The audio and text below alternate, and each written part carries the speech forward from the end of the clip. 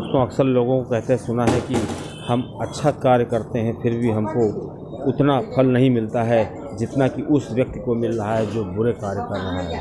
दोस्तों इस चीज़ को समझने के लिए आज इस कथा के माध्यम से समझते हैं।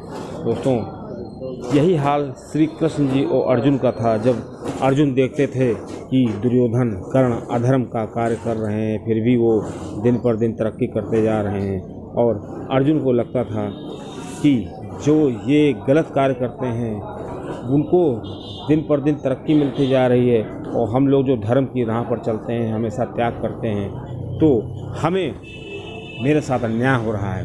अब दोस्तों श्री कृष्ण जी से अर्जुन ने कहा कि हे माधव, हम देखते हैं कि दुनिया में जो लोग अधर्मी हैं वो हमेशा फलते फूलते जा रहे हैं, और जो सत्य के मार्ग पर चलते हैं वो हमेशा परेशान रहते हैं। दोस्तों श्री कृष्ण जी ने कहा, हे पात्र, ऐसा नहीं है। आप इस चीज़ को समझने का फेर है खाली।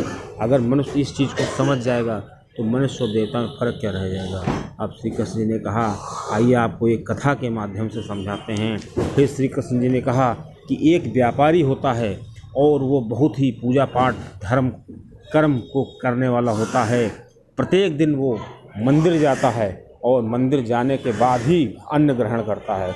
इसी के ठीक विपरीत एक व्यक्ति होता है जो मंदिर तो जाता है लेकिन मंदिर जा करके वो वहाँ पे चोरी करता है, जूते चप्पल चुरा करके ले आता है। दोस्तों अब इन दोनों में फ़र्क ये था कि मंदिर दोनों जाते थे। दोस्तों एक दिन ये हमेशा की तरह मंदिर गया था, लेकिन पानी बरस रहा था, तूफान आया था, तो उस मंदिर में क्या हुआ कि भक्तों की संख्या बहुत कम थी। जब भक्तों की संख्या बहुत कम देखी तो उसने सोचा कि जूता चप्पल चुराने का कोई जुगाड़ नहीं लग रहा है, तो उसने सोचा कि और कुछ चुराते हैं। जैसे ही पुजारी इधर गया दूसरी तरफ भंडार की तरफ, उसी समय उस चोर व्यक्ति ने मंदिर का सारा धन चुरा करके चंपत हो गया। ठीक थोड़ी देर बाद वो दूसरा जो ईमानदार व्यक्ति था, व्यापारी था, वो मंदिर में पहुंचा। अब साधु ने देखा, जो पुजारी ने देखा कि वहाँ का सारा धन और जेवर जो भगवान पहने हुए थे वो सब गायब थे। अब पुजारी को समझने देर न लगी कि ये इसी व्यक्ति का काम है, क्योंकि वो व्यक्ति रोज़ वहाँ पे आता था, वही वहाँ पर था। अब पुजारी ने उसको पकड़ लिया। पुजारी ने समझा कि ये चोर है। पुजारी ने उसको पकड़ करके दंड देना शुरू कर दिया, और वो व्यक्ति बहुत परेशान हो गया। जैसे ही वो मंदिर से पीट करके बाहर आया और अपने घर जाने के लिए रवाना हुआ, वैसे ही देखता क्या है कि एक गाड़ी ने उसको ठोकर मार दिया और उसका एक्सीडेंट हो गया। धीरे धीरे क्या हुआ कि जो अपराधी था, जिसने मंदिर से चोरी किया था, वो व्यक्ति और ये व्यक्ति जो धनी व्यक्ति था, जो मंदिर गया था और उसके ऊपर इल्ज़ाम लग गया था, इन दोनों व्यक्तियों की मृत्यु हो जाती है काफ़ी समय बाद।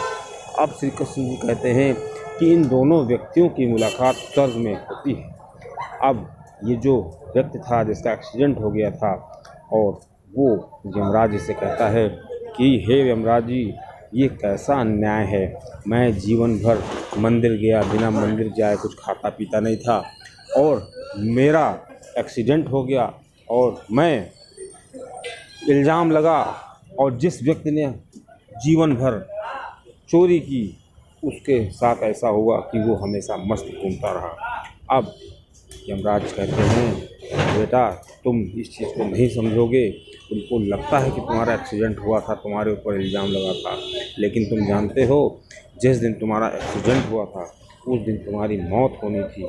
लेकिन क्योंकि तुम डेली मंदिर जाते थे, भगवान का भजन करते थे, पूजा पाठ करते थे, दान धर्म करते थे, इसलिए तुम्हारी जो मृत्यु थी वो तुम्हारे एक्सीडेंट में बदल गई। और ये जो दूसरा व्यक्ति था, ये चोर था और मंदिर से चप्पल जूते चुरा कर लाता था। जानते हो, इसको जिस दिन इसने मंदिर में चोरी की थी उस दिन इसको